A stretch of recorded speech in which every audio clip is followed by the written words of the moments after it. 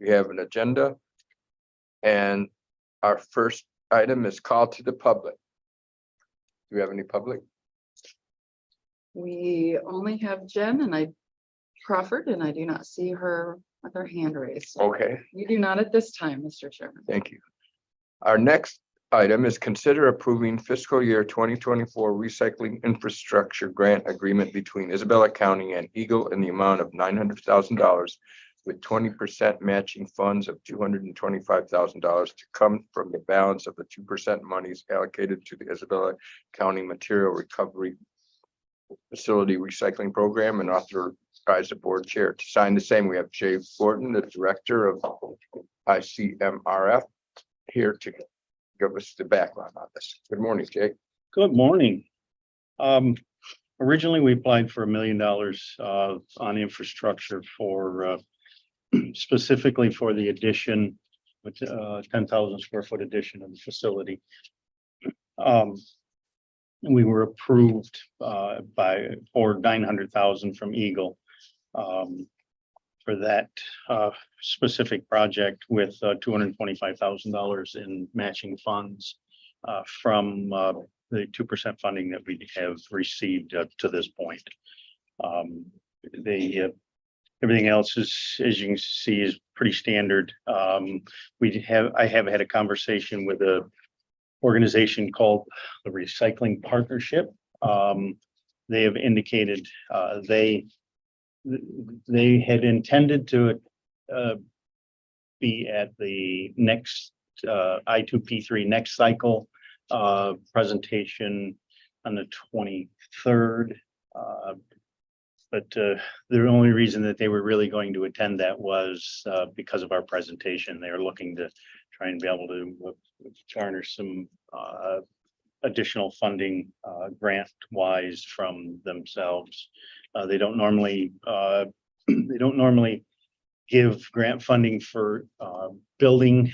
They do for equipment more often than not, but they give every indication that they would consider up to $800,000 for building addition, knowing that we're going to continue to move forward to possibly switch to a single stream system.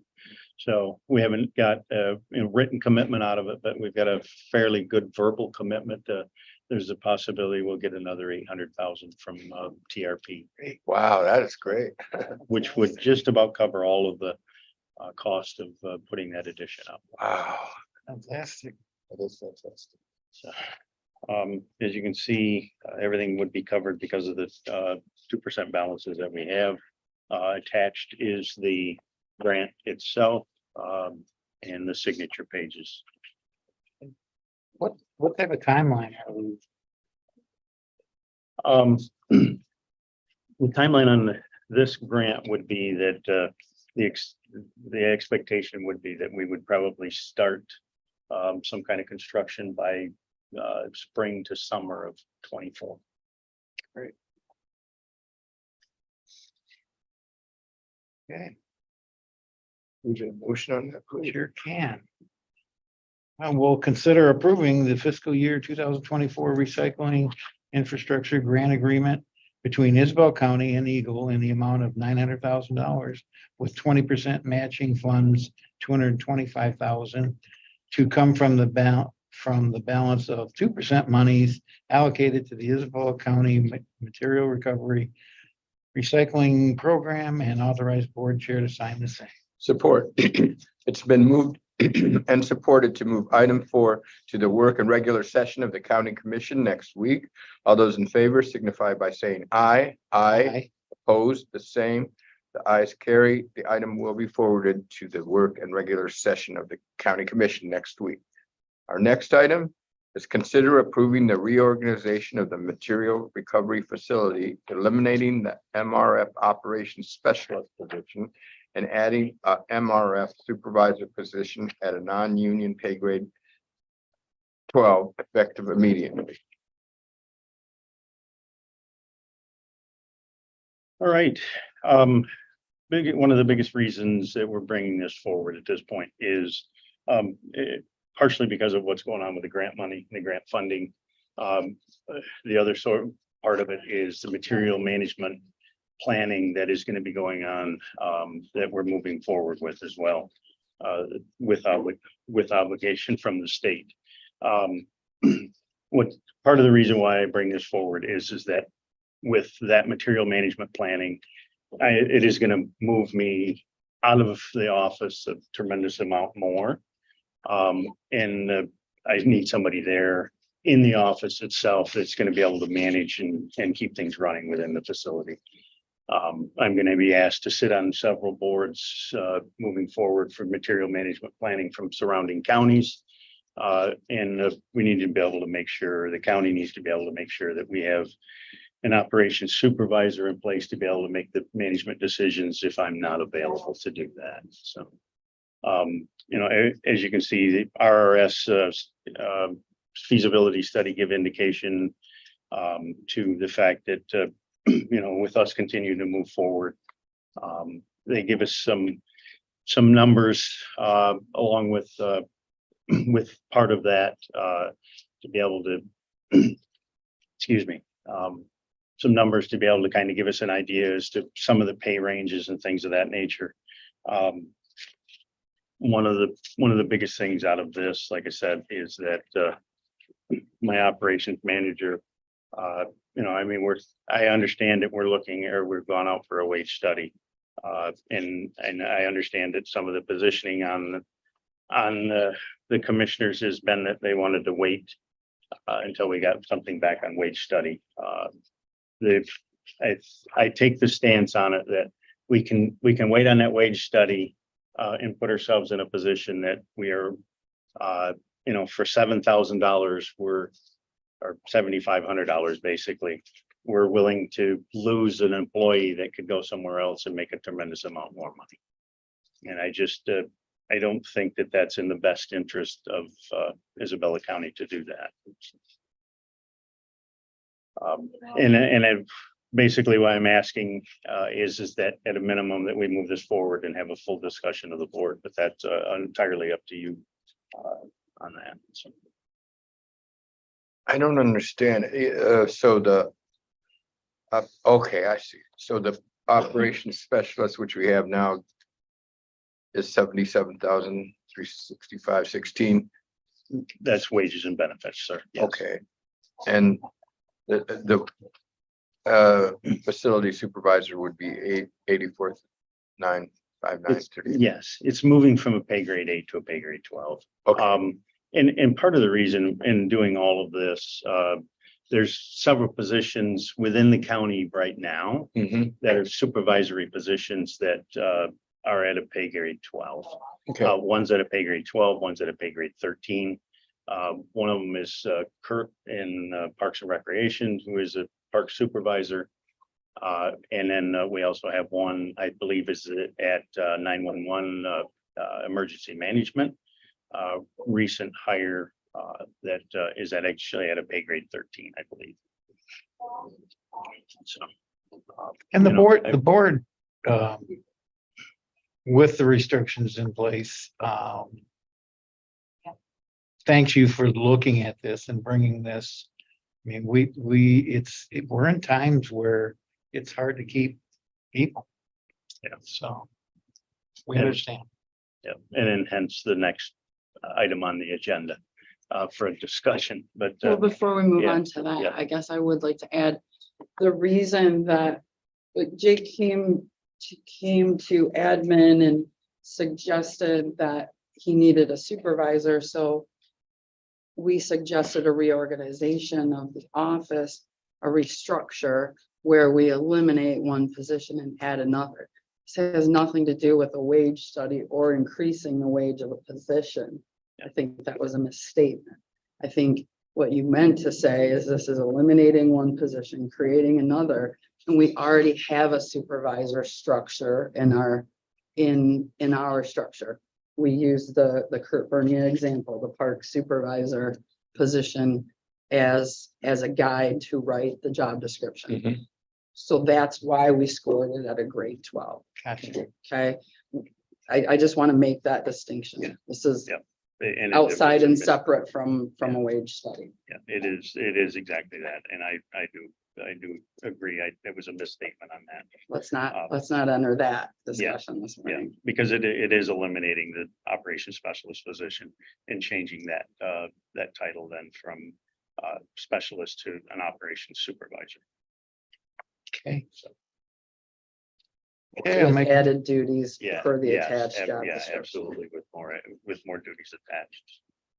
make a motion to consider approving the reorganizational of the material recovery facility, eliminating the MRF operations specialist position and adding a MRF supervisor position at a non-union pay grade 12 effective immediately.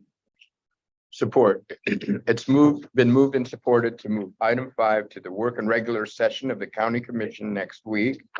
All those in favor signify by saying aye. Aye. Opposed, the same. The ayes carry the motion.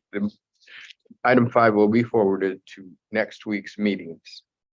Okay, our next item is discussion regarding MRF driver positions, attraction and retention. All right, as you can see, this is just a discussion item for the commissioners themselves. Part of the reason why we're bringing this forward is that we've had a job posting out now for part-time driver that we have had basically no Responses. qualified applicants Oh. to this point, and it's been out for 2 months now, and we've had nothing. You know, and looking at doing some other background checks, things of that nature, background history on some of this. Part of the reason why I wanted to bring this forward as a board discussion. One of the biggest things I wanted to point out is that you have to keep in mind when we're talking about not only these CDL drivers positions, these positions are in the waste and recycling industry in the top 10 in the most dangerous jobs in the US. You can find that history on the internet anywhere you want to look, whether it's through MIOSHA, whether it's through SWANA, which is a solid waste organization that is a nationwide organization. You know, it's just even that much more of a reason for understanding on why it is difficult to fill these positions at the wage that it's at. Okay, Would it be true that if we switch to single stream, it would be a little more safe? No, Not even. no, unfortunately, that's whether it's trash or recycling. One of the biggest things that you'll find safety wise is that you have to get out in the traffic stream. Whether you're dumping a residual container or a trash container or a recycling container, you're still getting out on a residual stream or in a stream of traffic. So it's something that, because of that, it makes it one of the most dangerous industries. You're in and around traffic. We're seeing, you know, there's a reason why the state law was passed on phone systems. You're no longer able to have a device in your hand while you're driving. You know, them are reasons. Just that much more of an understanding of people not being aware of their surroundings. Yeah, so Jake brought this at the same time and admin didn't have a recommendation for this. My recommendation was let's start a discussion about it, right? This to me is about the wage study. This is about waiting for the wage study to lift them up. I don't see any other, there's no opportunity for reorganizing in that regard, right? It's a market demand. I know we talked about maybe a market demand bonus. You know, the prosecuting attorney's office was just recently successful with an on-call type of pay. Drivers aren't on call, but there's certainly a market demand right now for their position. So it's just trying to spark some kind of conversation. Wage study proposals are due soon, so hopefully we'll have something underway there too, where we could involve them in a conversation. But I think it was just to get this conversation going. sure. What would you want to see Jake bring forward? Would any data help? Would any history from the MRF help? Or is it just we're waiting for the wage study? Well, not necessarily the wage study, but what I mean, what are you thinking, Jake, as far as, you know, going forward? I mean, is this all about, um, dangling a carrot out there to get somebody through the door and signed up, or? Well, I think that has to be in consideration, yes. You know, if we're gonna attract and retain employees, that considering that the starting wage with the major haulers is at $20 or more an hour. You know, and ours is at, I think with a new wage study, I think it's at somewhere around, what is it, 1501, I think. You know, that's $5 an hour difference, and you know, and trying to get somebody on a starting wage. You know, when I say that we had one applicant, it was a gentleman that had a CDL. I wasn't able to follow instructions, you know, when we put a posting on the internet, it's pretty simple on the instructions. Fill out an application and send us a resume and a cover letter. He sent us a snapshot of his resume, and that was really about it. And so we decided that because we had nothing, this was at 6 weeks after the posting, we had nothing. So we decided to at least do a phone interview. This was a gentleman that had a job, but he was driving bus for Shepherd Schools or somewhere like that, school system somewhere. He wanted to be able to fill in his hours and do it at his convenience, and that's not something that works for. I mean, he was gonna the keep facility. both jobs or something. That's what he was hoping for. Mhm. You know, so we done our due diligence to make sure that, you know, it was somebody that we wanted to call at least, because he did have a CDL. Mhm. In the last time we posted a position, we started that position at the top of the scale, because we only had one applicant and he wasn't willing to take the job at the bottom end of the scale. So we started him at the top of the scale. But it's one of them where at least the previous applicant had filled everything out and done it right. This was somebody that was just wanting to be able to fill some hours, and it just, you know, like I said, he didn't follow the typical protocol, but he at least had a CDL. We wanted to talk to him. He wasn't willing to give up his job driving bus. He just wanted to be able to fill in a few hours here or there. And that's not what we need as an organization. So Jake, we never really talked about it, but this is only with your part-time driver position. it is. You're not having this trouble with the full-time. Well, you know, I mean, I think that the positioning it's not a matter of whether it's a full-time or a part-time position. It's a matter of wage. It really comes down to the wage on it. And the interest that people completely look over whether it's part-time or full-time when they see the wage. It doesn't matter whether it was part-time or full-time. Correct. You know, the wage is the biggest stumbling block. Big problem. It is. And, you know, that's why I say the biggest thing is to get a discussion started. You know, if there's something more that I need to bring forward to you guys, information wise, you know, I look to you for that. And more than willing to get that to be able to bring forward in a more formal staff report to be able to do that presentation to see whether we. I guess, information wise, it would be, if it's all based on wage, then wages for, you know, like positions is what we'd be looking for. You know, if somebody else is getting in a part-time position at $20 an hour, let's take a look at that. Sounds good. Okay, we'll move that forward to, do we need to make a motion on this? Nope. All right, Guess it's just a discussion. No, sir. okay, Okay, thanks, Jake. yeah, thanks. Yep. I see a theme here. Yeah, the same thing again. Yes. So our next item is discussed regarding community development efforts attracting and retaining inspectors. Yeah. Tim. You put it here today. Morning, everybody. Hi.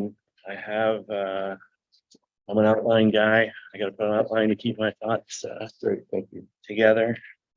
Thanks, sir. So very similar to the last discussion you just had. I did have an issue arise within my department for inspectors that I raised to the level of administration. I sat with Nicole, went over, a rougher outline than this with her, just so that she was aware of where we were. So I've got an outline. I'm just going to walk through it. If you have questions as I go, please jump in. First, what is the concern or what is the issue that we have is our big issue is finding certified inspectors and/or inspectors capable of becoming certified to fill in inspector positions. That's our plumbing, mechanical, electrical building at the current wage and retain those employees. Remember in 2015, 16, when we did our previous wage study, the main topic of that study all the way through was how do we attract and retain good quality employees, not so that we surface ourselves somewhere towards the bottom, but so that we surface ourselves somewhere towards the top, where we're actually retaining people or we're hiring people that have skills that we want to provide, services with, and that we're going to be able to retain them. Our current electrical inspector, who was just hired in February of 23, less than a year ago, has submitted his letter of resignation. He has worked with me to push the timeline out a little bit. We have until January 31st, 2024 to get somebody hired who can do that work. So all these positions that we're talking about are full-time positions. These are full-time positions. Yeah. So my next section here is basically what's unique about this request. I know you've heard other requests. I'm not trying to compare mine to others, but I want you to know what's unique about this. Unique about this is the building inspections fund. It has zero impact or very little impact. You'll see a slight impact at the end, possibly the general fund. But most of the impact here is borne upon the building inspections fund. The building inspections fund is self-sufficient, receives no general fund appropriations. However, the general fund does receive revenue from the inspections fund. So it's the opposite. We're giving you money versus us taking money from general fund. We like it. I know, we all love that, right?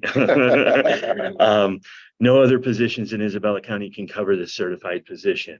Prosecuting attorney's office, there's multiple attorneys. An attorney can cover for another attorney.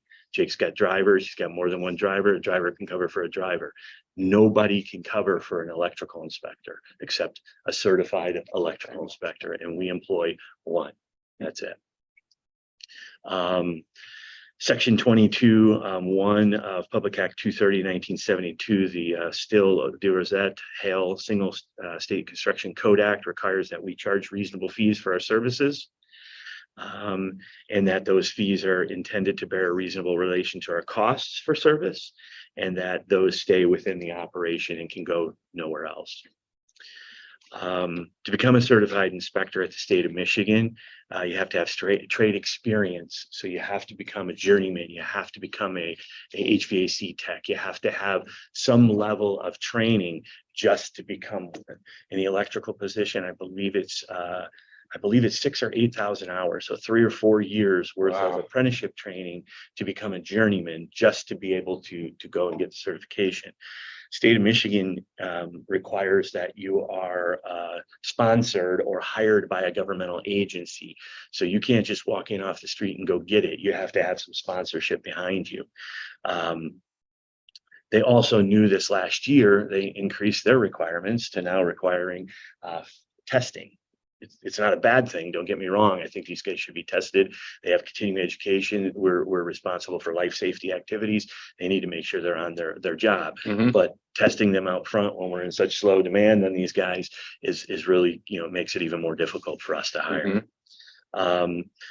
So for example, here are the number of applicants over our last couple of recruitment periods. We've had like 1 or 2. Our last recruitment period, we had a potential of 5. We all the time, when I hear guys saying, hey, I might retire, hey, I might leave, kind of a thing, I'm always putting feelers out to try to get them to talk with electricians, people in the business, hey, is anybody interested in coming to the dark side or to our side versus being on the other side? So we do that a lot. We had 5 interested until they learned that our starting wage was $43,000 a year. They all dropped off except for the guy that I hired. He stayed on primarily because he needed his sponsorship. He wanted to get his certification. Oh, So he's got his certification. Now He's it's like- become a sponsor, and he's going to go grab twice as much money somewhere else. These positions for journeyman, I'll get into it a little bit later, but it's more than a $15,000 pay cut to go to a $43,000 starting job as an electrical inspector from the journeyman's position that you had to just get your license to get there. Who's going to do that? Who's going to take that $15,000, $20,000 cut? You know what makes it unique? Our home builders association, our contractors, our citizens who get the level of service they get today from us mhm. won't get that service. That's all lost. That if we don't have somebody who can do the work, that service level goes away. Will they still get inspected? I'll discuss other options in a minute. Yes, there will still be some inspections done, but they won't be done at this service level. None of that economic, there'll be no economic impact to us. It'll be an economic loss because these will be people from other communities coming in to potentially service us, and they're taking their money back to Detroit or Flint or Saginaw or some other place. The ability for us to manage our building inspections fund, I wanted to make sure was well understood at the board level as well. So over the years, I have pursued contracts with other communities to provide service. We provide service to Clare County, the city of Clare, Grant Township, Surrey Township, and Sheridan Township, and the city of Mount Pleasant. We have 6 contracts. We bring in additional revenue. That additional revenue, $40,000, $50,000, $60,000, $70,000 a year, allows us to maintain low levels of cost for our citizens. These people pay to Clare County or to Sheridan Township. We just go in and provide the service, and we get paid for providing the service. That dollar that we bring in for providing that service from a revenue perspective allows us to maintain low costs for our citizens. Mhm. We don't have those services here. We don't get those lowered costs for our citizens. So what's the solution? Can we raise fees? That's where I'm headed. So I want to discuss the options that we have available to us. So really there's 3. Hire somebody, which we know the difficulty I just discussed. The other 2 are, we could hire a private company to come in and provide the service, or we could turn the service back over to the state of Michigan. This is state law.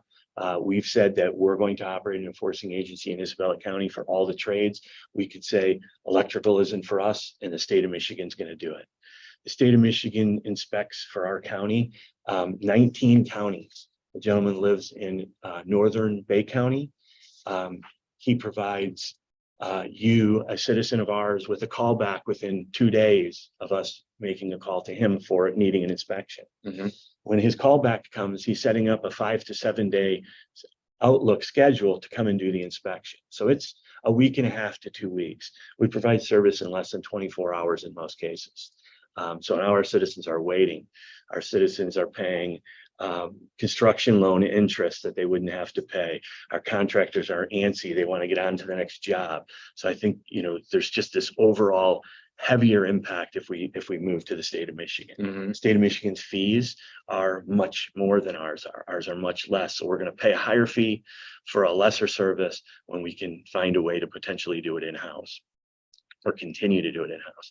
Right, and that would be a delay on economic development, right? Everything just gets pushed back, and that's every single project, weeks. If there's 4 inspections, you're a month behind. Once a contractor falls a week or 2 behind and they're on another job, they might even fall further behind because they're trying to now balance these jobs, further. They're doing this one and this one at the same time, and this one comes up and so on. The other option is to hire a private company. The experience I've seen with the private company, we assisted Union Township in 2016-17 timeframe because they had lost their building official. We provided some services to them. They decided to go ahead and hire a private company to come in and do it.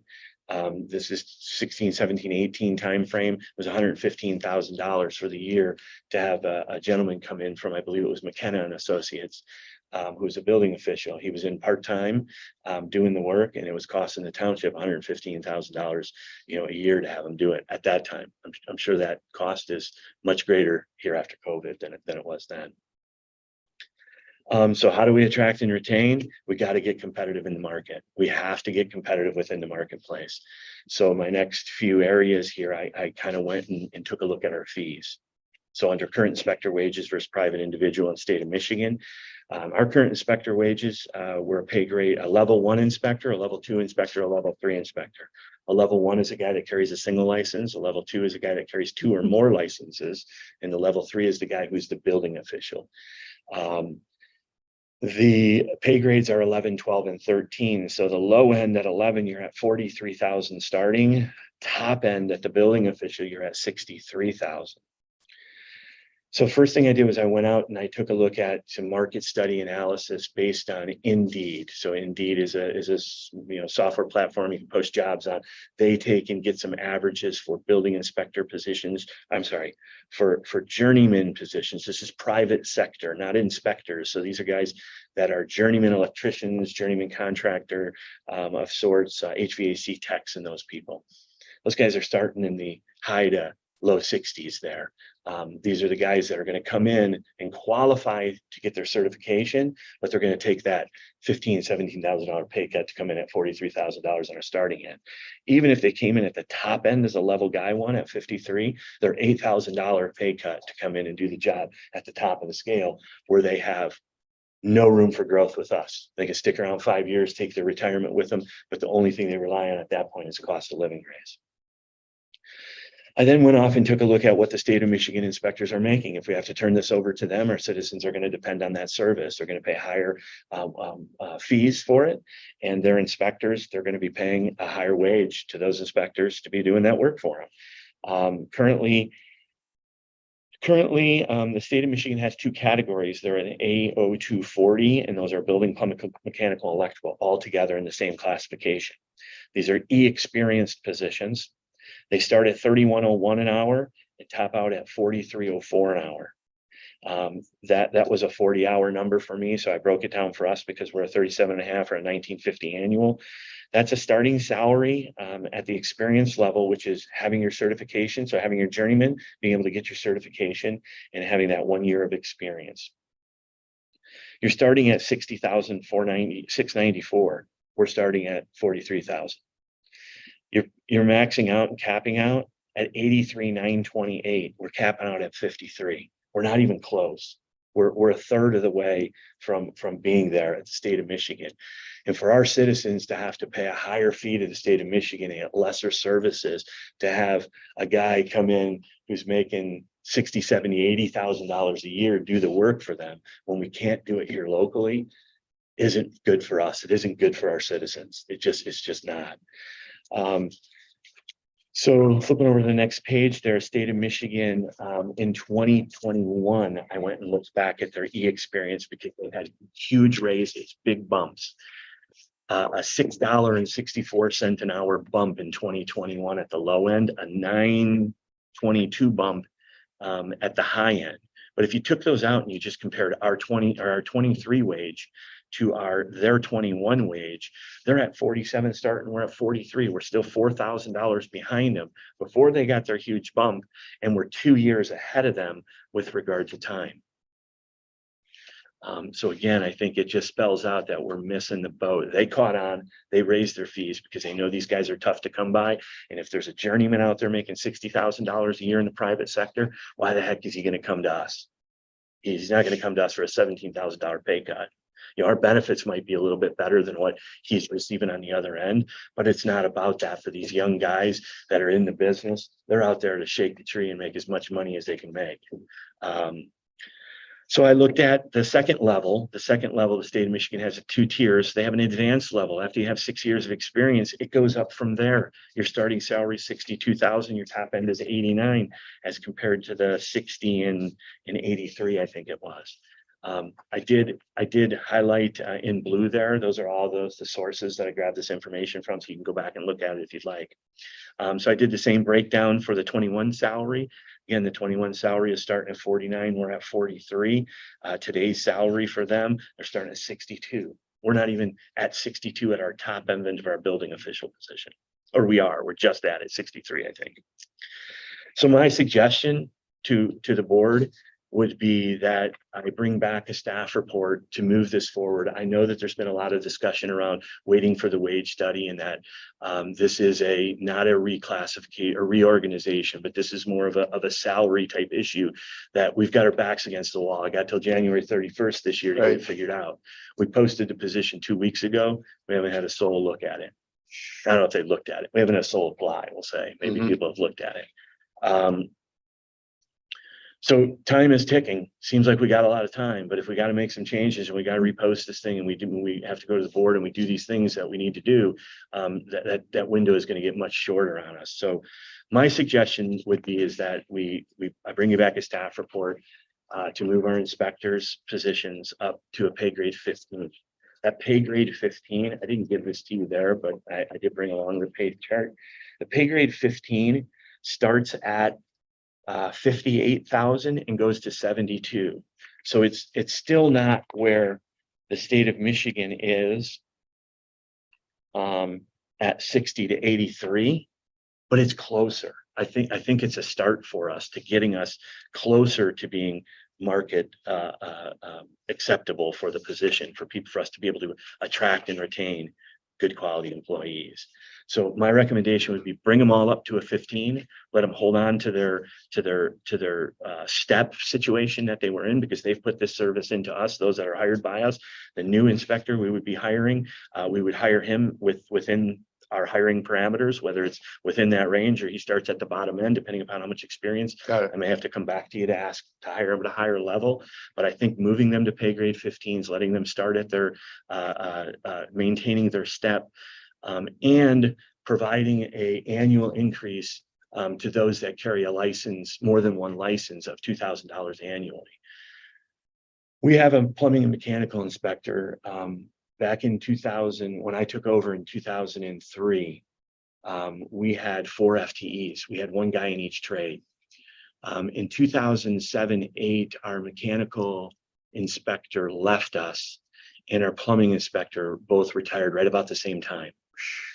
And so I went ahead, seeing we were coming into this housing crash that was, we were leading into 7, 8, 9 range, said, maybe we ought to look to see if we can hire dually licensed, find a dually licensed guy.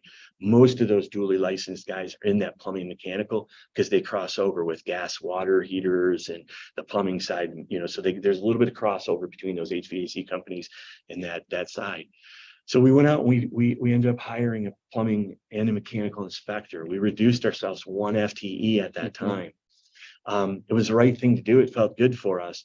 But then you started thinking, this guy holds 2 licenses. He's saving us a whole FTE and he's making the same amount of money as everybody else, which is why in 2016, we went to a level 1, 2, 3 category so that we can entice people to have multiple licenses, which are mutually beneficial. They benefit us and we can benefit them in some way. So my suggestion of a $2,000 annual, stipend to somebody who holds more than 1 license, is something that I would propose as well. Building Inspections Fund, again, bears the impact of this. For the inspectors. Sole impact would be borne on them. How much is it going to cost us? It's right about $40,000 in salaries, less the benefit costs. I didn't have HR go through the task of what's Social Security going to get hit and those things there. There's going to be a few more taxes in there that are going to be borne on the Building Inspections Fund. But I wanted to get this discussion out, bring a staff report back, and I'll have a little better number, I think, in there at that time. How do we pay for it? Well, we pay for it through some increases. I would propose a 15. I will probably likely be proposing this fee increase, whether we get this or not, because we need it. Our administrative fee moving from $25 up $15 to $40. State of Michigan is currently $75. We're at $25. We would go to 40. We would still be just about half of theirs. Tribal revenue increase. We do have a contract we just signed with the tribe. I just brought it to the board to reinitiate that. I think it was last meeting or the meeting before. And they increased their fees, and their situation for us is a little more unique. We get a portion of their fee. We get 80% in some cases of what they collect as a fee. So now that they're charging more fees, our 80% number is going to mean more money, more revenue for us. So that additional revenue, I've estimated in there. Clare County inspections, we've been providing them with the same coverage for the same fee for, I think it's 11 or 12 years now. I've spoken to them several times this last year, letting them know that I'm going to be moving forward with some fee adjustments because gas is more expensive, insurance is more expensive, my guys are more expensive, everything is just more expensive. Mhm. So we're going to be moving the townships that we do contract with to paying a little bit higher fee. Our plan review fee at the building inspector, on the building permit side, we're looking at a $5 increase there. We're currently charging $25 and a $5 increase there. Those are going to total us about $45,000. So we cover those costs in these fee increases. We also currently have a $776,000 fund balance. This last year, we proposed to use 80 some or 90 some thousand of our fund balance in our budget. Year end, without audited numbers, we haven't spent any of our fund balance and we're adding to it. We've been that busy. We did get helped out with interest this year, Mhm. maybe an extra $30,000 in interest that we weren't expecting. But we've had more work this year. We've generated more revenue this year. And so we're actually going to add to our fund balance this year where we thought we were going to lose $80,000-$90,000. So it's a $100,000 swing, which again tells you the economic activity going on within our community, the busyness of these guys. And so we have to attract to try to keep as much of that here and not slow any of that growth down. So on the other side, which is something I hadn't talked to the administrator about when we had met, but as I put this together and I came closer to gathering where this pay grade would be, the pay grade 15 puts them awfully close to my pay grade. And I know that we've had a standard at the county with deputies in elected official offices having a 26%, roughly a 26%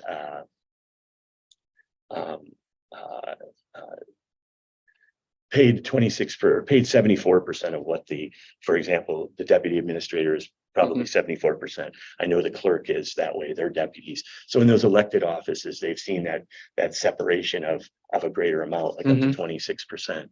This would bring these guys within 5% of me. Wow.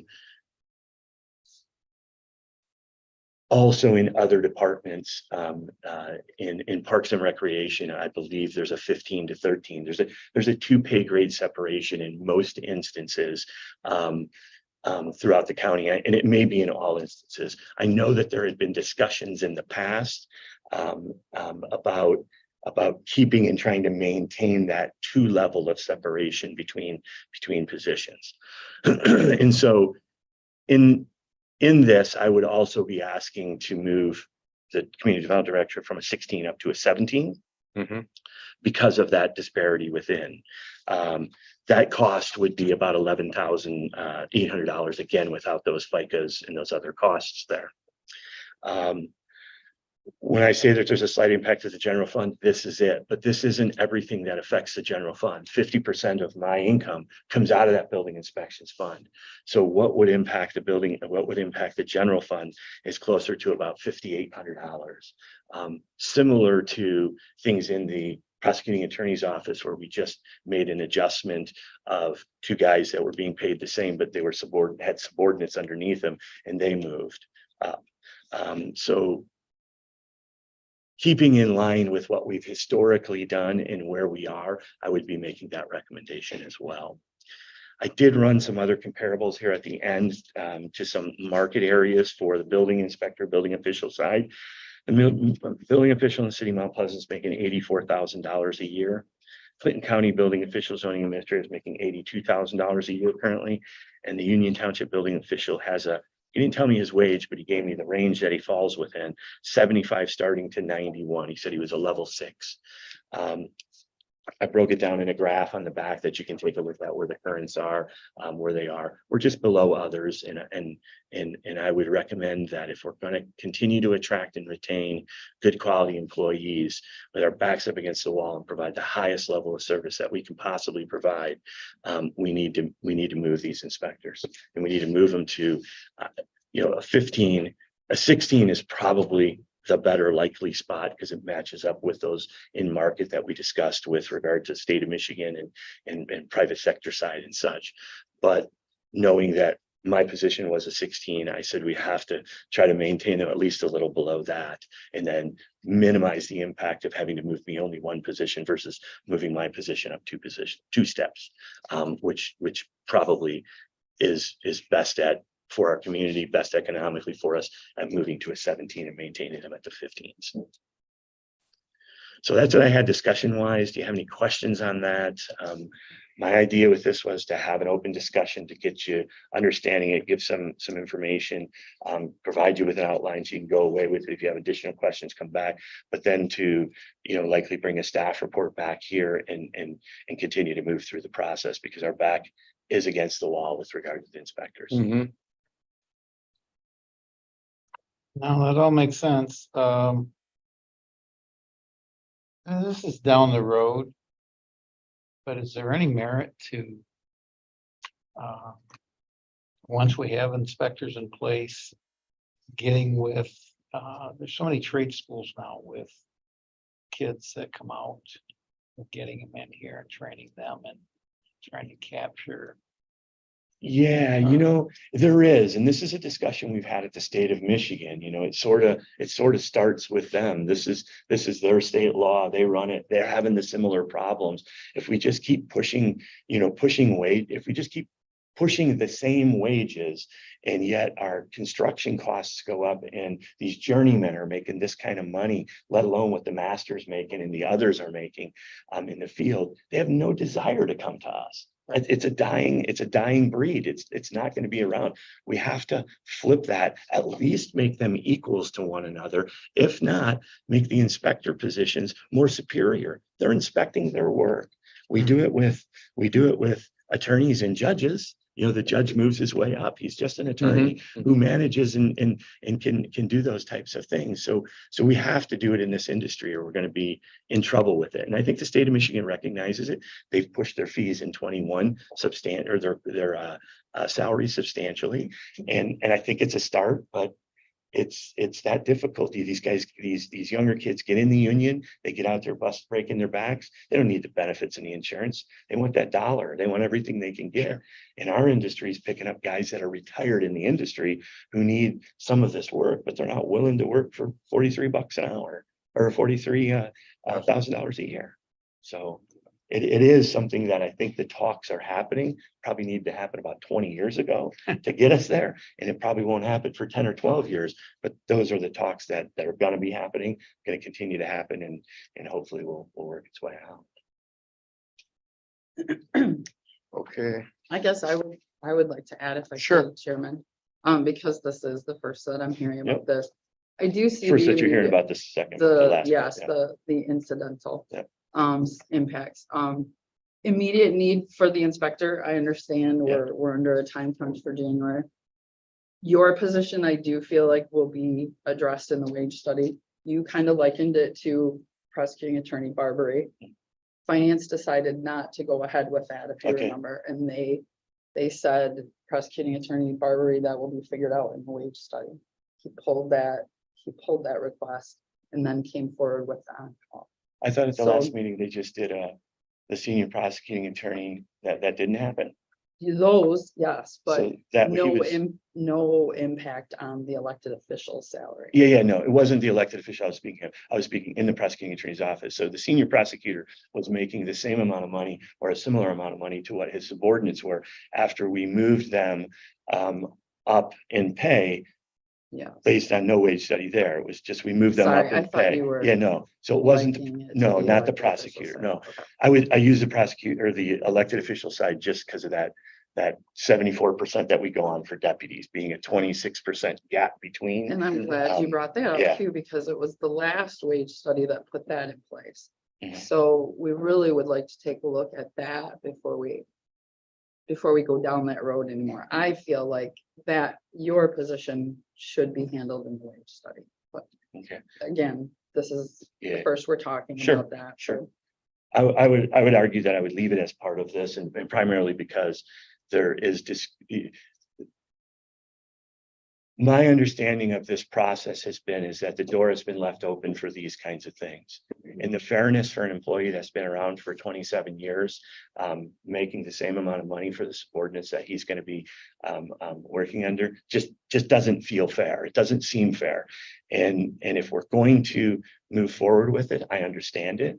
I think the position may come in higher than the 17. I'm not asking for anything far above and beyond, other than being able to manage the guys that I'm managing in the positions that I manage and making a fair wage like everybody else has. Mhm. Mine, if you left mine where it was, it's about a 4% difference in pay between their top end and where my pay is currently. You got 26% in all the elected official offices. You got 26% in the administration office between the deputy and the administrator. You've got 2 levels of separation in Parks and Recreation between a 15 as a director and the 13 below it. You've got the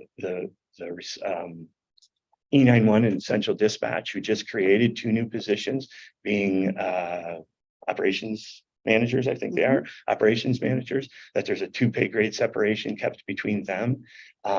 If you moved me from a 16 to a 17 and them up to 15s, you would move my salary about an 18% discrepancy, which would still be below the other, not asking for it to be higher. I'm just asking for it to be fair. Got it. And as we talked, I won't stand in the way of any department head who thinks this is the best thing for their department. I want the whole board to hear that. And I think every committee does too. Mhm. Yes.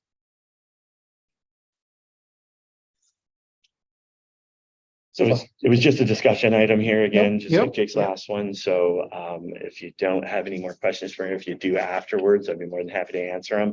And then if you're okay with that and you're good with this, I'll move forward with the staff report, maybe not in extensive detail, but I can include this as an attachment to it to bring those requests forward. Yeah, I think that's a good idea. Yep. Move forward with the staff report. Okay. Let's take a look and see. All right. Thank you very much for your time. Yep. Thank you. Thank you.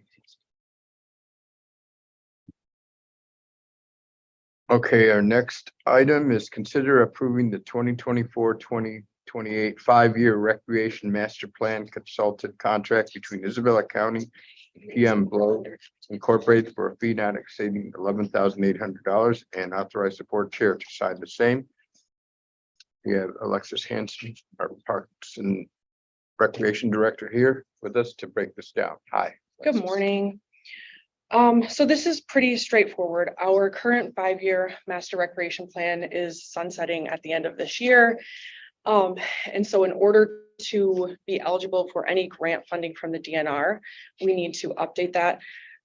Apart from, being part of the eligibility requirements for DNR funding, obviously it's the best practice for our department to have a plan in place that helps guide our operations and our projects. So for those 2 reasons, we're moving forward with updating the master plan. So the next plan would cover the years 2024 to 28. Right around Labor Day, we went out for quotes. We did receive 5 quotes back. All of them were from very qualified firms. One was way over our budget, so that slimmed us down to 4 still really great options that were within budget.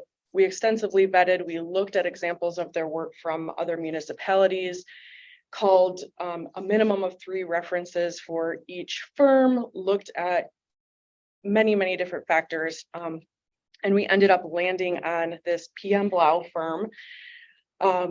They have decades of experience, even to the point where Pam Blau, who was the owner of the firm, was part of committees that helped the DNR steer their current recreation plan guidelines. So she has great relationships with these contacts at the DNR in this specific program. And I've already met with her in person. She's excellent. She's extremely knowledgeable. I'm very happy to come on board. And then just as a point of reference, she does plans and is working currently with Midland County and the city of Midland. So she has a huge familiarity with the area, huge familiarity with the Pure Marquette Rail Trail. And her firm is located in Grand Haven, but she's in the area multiple days a week working with the local municipalities. So after deciding to move forward with her, and also I want to mention, built into and approved into the fiscal year 24 budget for our department was $20,000 for this project. Mhm. Their contract came in at a fee not to exceed 11,800. So we're actually realizing a savings going with them, and it allows our department to cover any costs of work that we may have to do in relation to the plan. So really good budget wise. And so all we're doing is basically, PM Blau provided us with an agreement, which we showed to the county attorney, who then in turn drafted a preferable contract that we provided back to PM Blau. They had a few changes that went back to the attorney, and between those few revisions came down to this current version of the contract, which if you flip to the back of the contract, you'll see that the president of PM Blau has already signed off. So that would be page 7 of the attachment. She's already signed off and dated this. They're ready to move forward and accept the terms that are in this contract. We just need obviously approval from the Board of Commissioners and signature by the chairman. And then we can continue to move forward with this project. Sounds pretty good. Any questions? All good. For comments? I did steal her thunder. I wasn't thinking she'd be here, but I didn't do it on the recording. So if you would like to tell the committee the news. Actually, I'm glad you mentioned that, because I did want to make the point that, just to put it in perspective, so we're looking at spending right around $12,000 for this project. And having this sort of plan in place helps us realize huge amount of grant funding. And in fact, we just found out yesterday that the Parks Department has been awarded a grant from the Sparks program, the DNR Spark Grant Program, for $319,000 Wow, that's to great. complete upgrades to our Herrick Recreation area. It really makes it right. Which is amazing news. And that application had been submitted prior to me starting. And so I'm just extremely proud of the parks staff for the incredible work that they did to get that funding secured for us. And then also it's worth mentioning that this current Meridian Park acquisition that we just closed on, again, at the end of the day, $35,000 in funding from the DNR is supporting that project, and having this plan in place made us eligible for that type of funding. So we're spending, $12,000, and the return is huge on this investment. So Yeah, there was an article in the paper about yes. Whiteman and all that. Yes, absolutely. So thank you for mentioning that. And yeah, we're kind of riding on a high right now from finding out that great news Keep writing yesterday. those grants. Yeah, So yeah, absolutely. So any other questions on the contract? I don't think so. Okay. All right. Okay. Thank you. Good to see you back. Good to see you. Have a good day. Yep. So we'll move this on to our regular meeting. Consider approving the 2024 to 2028 5-year recreation master plan consultant contract between Isabel County and PM Blue Incorporated for a fee not to exceed $11,800, and authorize the board chair to sign the same.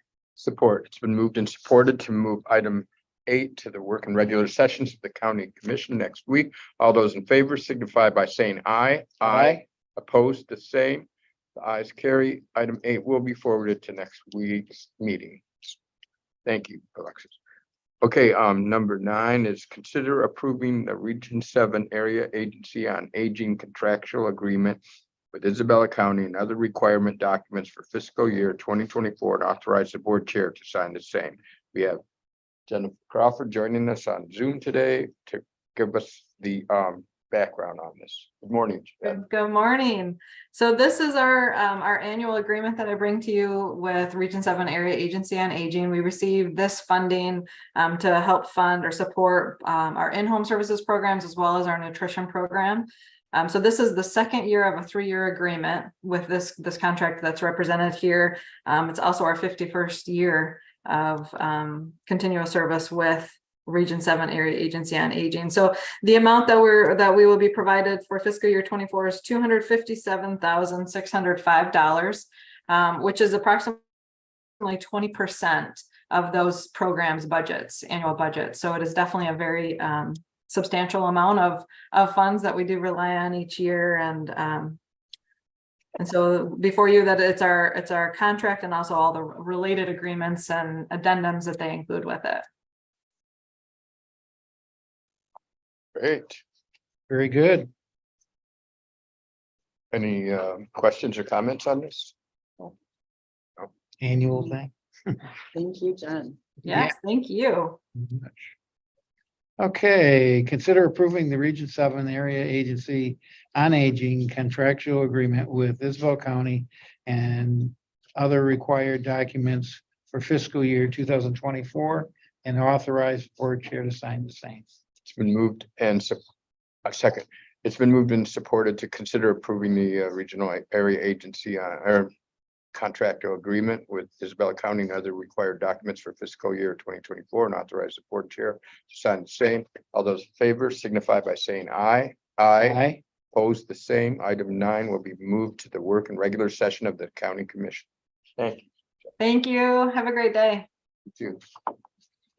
Okay, moving right along. Item number 10, consider accepting the Isabella County Drain Commissioners 2023 annual report as presented and file the report with the county clerk. Hi, we have Robert Willoughby, the Isabella County Drain Commissioner, to give us the lowdown on this. Hi, Robert. I like the cover. I Yeah. like the cover. That's a nice change. Yeah. Carolyn's idea. That's really nice. Credit for that. Basically, I'm sure you're probably, the county's at-large assessment went up, and I kind of want to explain that. When we had the flood in 17, we, got the whole thing going and I didn't like the roll for the North Branch, which has 30 some tributary drains. It's basically half of our drainage in this county. So we went through and revised the whole thing after it was all done, and it really worked out very well with our, what it does when you have a review. It's a big process. You have a day of review in order to change any part of the rolls. You have that day of review, and we went ahead and did the North Branch plus the 30 whatever tributary drain, and I really liked so I went ahead and did 60 more this year, I believe. Wow. 60 some. And I'm gonna slow that down because it was too much. It was too much. But that's basically because I think we budgeted for 300. I'm on over 400,000. For what? That's your Time county period. at large stuff. I If you're on understand a- that. What time period? The one that we're paying, For this budget. right? For fiscal 23 or 24? This is the So what county we, at large assessment went up. what we paid already in September. We paid in September.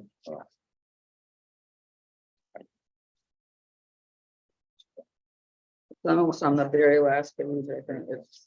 Second from the last page. The last 2 pages actually have counties at large information. This is your 23 report, what's already been collected, right? Already. Okay, So it must have been for, well, this one went up. because I feel like in fiscal 24, it's under 400,000. Okay. What we've just budgeted, the budget we just adopted. Well, For county at large. 438,260. Is that it? Yes. Yeah, That's it. We're Good, trying to more figure out what's numbers here. are more like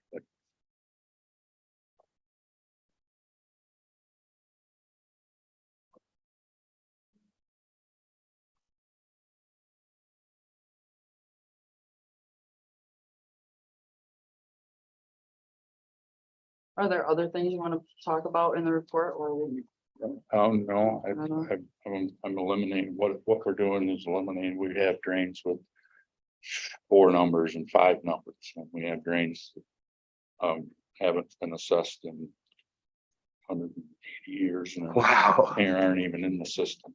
They were, I got one right down the road from my house. The only reason I know it's there, but I had to look it up in the old records. That don't even have a number or a name. Wow. We're finding them. Right. So this is the number, really close to the number we paid in current year, 430. Close this year. Looks like that. The adopted budget for 24, the one we just adopted, only has 366. Yeah, and we're looking at, that's gonna be about four. So we're looking at $40,000. You haven't ordered that truck yet, have you? No. We're gonna need to talk about, I mean, we're 9 days into a budget year that you're telling me now we need $40,000 more for. So that's a lot of time to come, to come up with that 40,000. We're gonna need to talk about it, honestly. Okay, That's a big swing. It's a big swing. We'll find it. When do we know that number? Because I feel like at budget time, we work to come up with that number. Carolyn was just explaining it to me last week. And she said, you're probably not gonna like it. I'm trying to find it.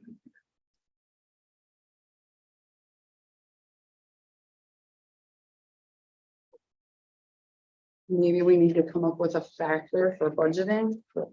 That's more. Yeah.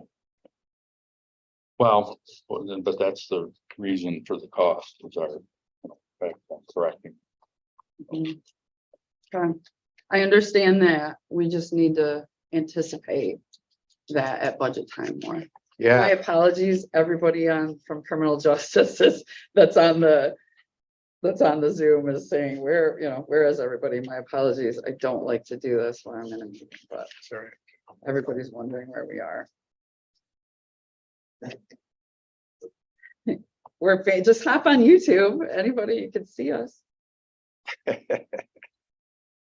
Anything else about the annual report? I want to know. No. It's what it is. It's like a heck of a lot of work, and I'm glad things are getting straightened out. That's important. That made a big difference when you took that big chunk, right? Mhm. This Probably year. not just the county drain at large either, right? Well, it's everybody. The Yeah. townships get a little. Got it. Yep. That's what we're doing. Okay. Then our next item and last item is discussion regarding well number 1 No, repair. we still have- Oh, sorry. Right above level. Consider adopting the 2023 drain tax apportionment for Isabel County tax bill. Sorry. Okay, what do we got here, Robert? I apologize. I should have known more. Proportionate stuff.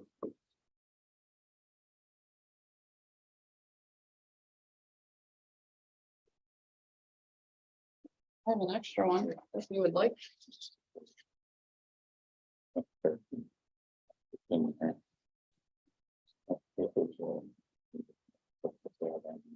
Be a whole lot of people happy if we missed this one, but not you, huh? Yeah. Yeah, so this just sets everyone's portions. The grand total is 2,131,571.77.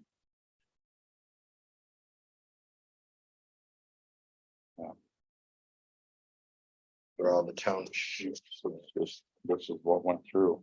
Yes.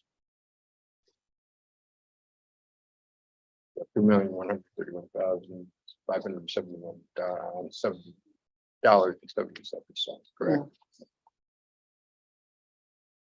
Okay, any questions or comments on this? Is what it is. Got to do it. Consider adapting the 2023 drain tax apportionment for the Isabel County tax bill. Support. It's been moved and supported to move item 11 to the regular work session of the county commission next week. All those in favor signify by saying aye. Aye. Opposed, the same. Item 11 will be forwarded to next week's county commission meetings. Okay, now we're on the well. Next item is discussion regarding well number 1 repairs at Lake Isabella Water Supply System.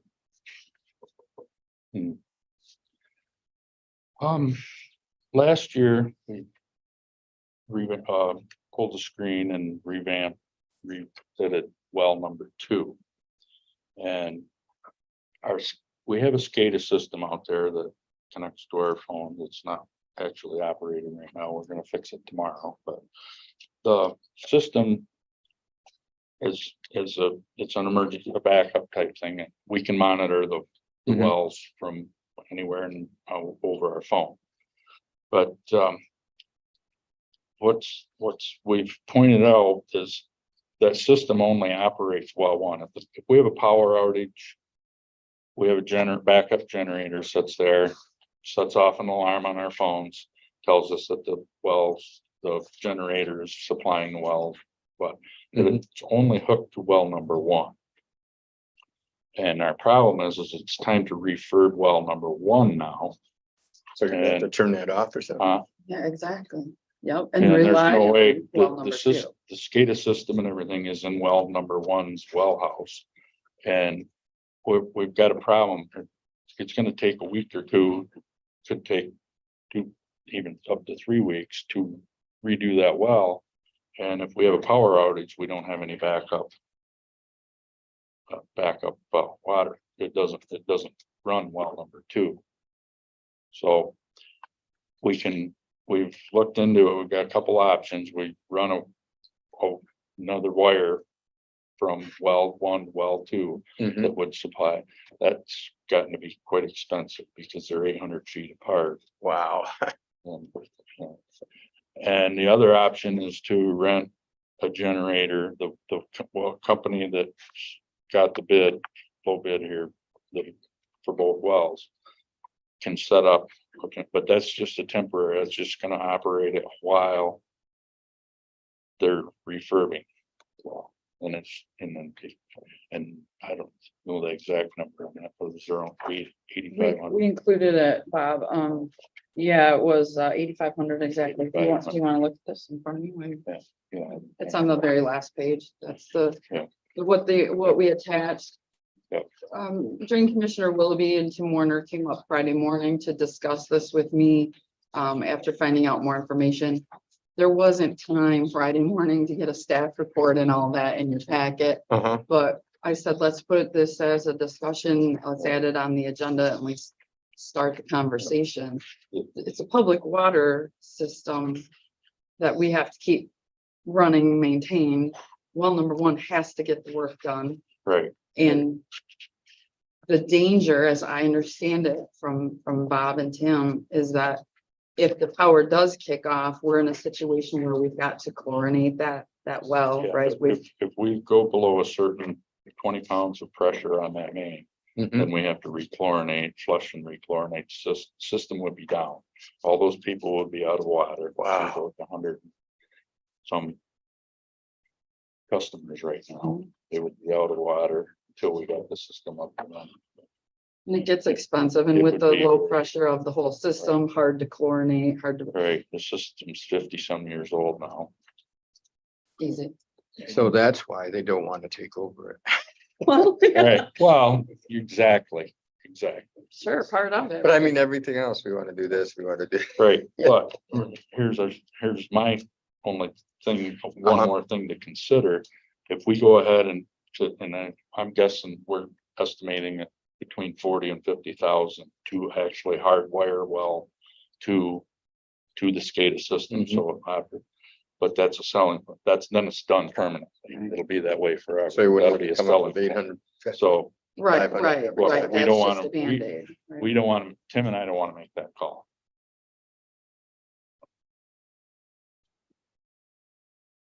So it'd be a one-time 40,000, right? Yeah, it would be. I don't know exactly the numbers.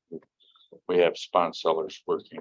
They don't, that was just the top of their, off the top of their head number. Mhm. When is this coming up? Well, number 1, As soon as we can figure out how it's gonna work out. We actually bid it out last year. both of these are behind a year on budget. See the smile? I Do you got? think it will be higher now? I probably would, right? Everything goes up. That's what I mean. Basically, the cost though is the wire, 800 feet of, it's gonna have to be a pretty massive wire. It's 25 horsepower electric motor. It has to run. And then you got your volt droppage for the distance. Okay. So this is a discussion and we're gonna move further Yeah. on We will. when we get the background, the report and all that staff report, right? Well, if that's what you want, do you want that for Tuesday? Yes, They can have a staff report in, Yeah. in the packet and we'll still move it forward just as a discussion on Tuesday and see where that goes. But Yeah. with a staff report. Yeah, I think that would, So if you can get Very that to us helpful. Friday morning, that'd be Tim will helpful. be back tomorrow. Perfect. Thank you. okay, so Thank you. that's how we'll deal with that pressing issue. Thank you for this one. Yeah, sure. Yeah. Thanks. Bob. Do you wanna do anything to move that forward or do you just want us to put the discussion on? Yeah, we could get a motion. make a motion discussion regarding the well number 1 repairs at the Lake Isabel water supply system Be forwarded to next. and be forwarded to next Tuesday's work session and commission meeting. Support. It's been moved and seconded to move this item of discussion with including a staff report to the regular meetings of the county commission next week. Thank you.